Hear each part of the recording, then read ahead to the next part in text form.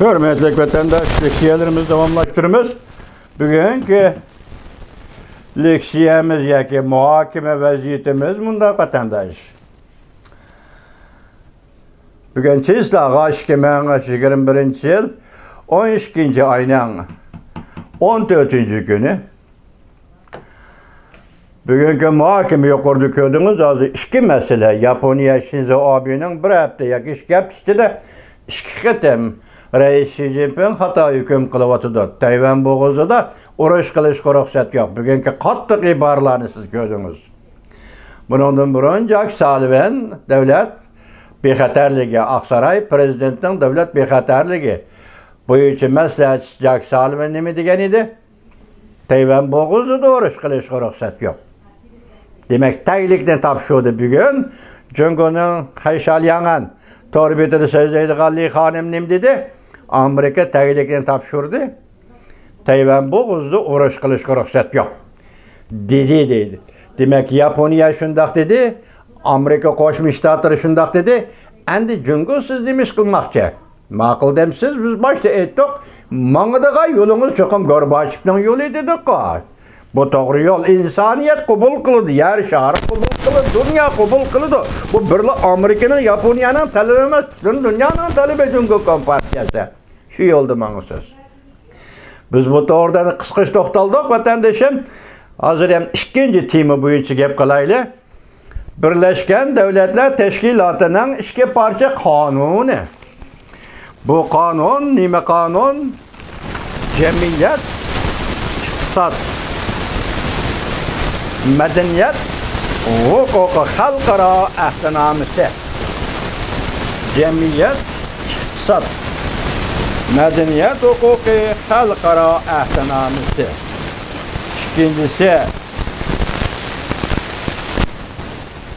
İkincisi fuqarolar huquqi va siyosiy huquq xalqaro ahdnomasi.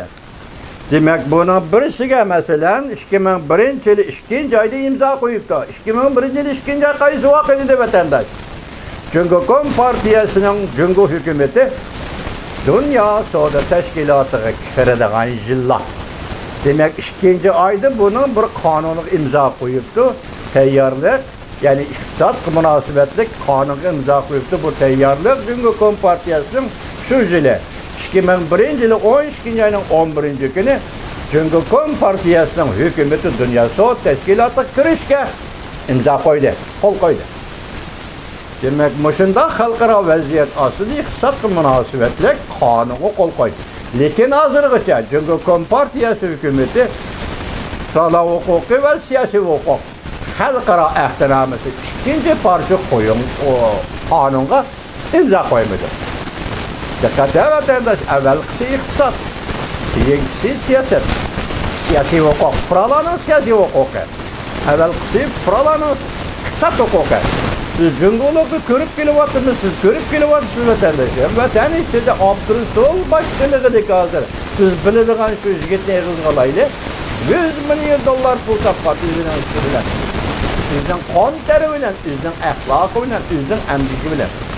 Ikki qatam buni qo'lga oldi. Birinchi qatam qo'lga olib, buning o'lim jazosi bermoqchi bu.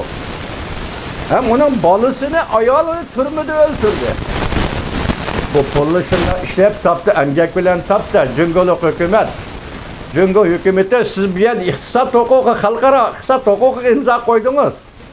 Garchi bu qonunning cheklash huquqi bo'lmasa-mu, lekin siz odam bolasi axloq bo'yicha ish qilasiz. Xalqaro jamiyatni hurmatlaysiz. Birla Abdurrasul emas. Hozir Uyg'urning qanchiligan savdogarlari, tijoratchilari bir-birlab qo'lga olindi, turmalarda o'ldirildi. Siz bunga nima deb javob berasiz Jungo Kompartiyasi? Endi ikkinchi nuqtada fuqarolar huquqi va siyosiy huquq xalqaro ahdnomasi. Bu ma'no siz bir talash-tortish qilayotgan masala vatandoshlar. Uyg'urning huquqi qana? Uyg'urning siyosiy o'rni nada? Uyg'urning davlati nima, huquqi va bu davlatni nima qilish kerak? Bu davlatni Uyg'ur qanday qurish kerak? Uyg'urning davlat qurish huquqi bormi yo'qmi? Biz uni vatanda shundoq degandan boshlab hozir Amerika kelib shundoq davatimiz. Amerika qo'ygan talabimiz shu, e'tirof qilinglar. ikkinchi qatim, uchinchi qatim qurilgan Cumhuriyetni e'tirof qilinglar. Dunyodagi boshqa davlatlarni e'tirof qilgandek bizni ham e'tirof qilinglar. Uyg'urning davlat qurish huquqini e'tirof qilinglar. Biz hech kimning oldida jinoyatimiz va gunohimiz yo'q. Nima ishga xalqaro jamiyat dunyo Uyg'ur bundan muomala qiladi?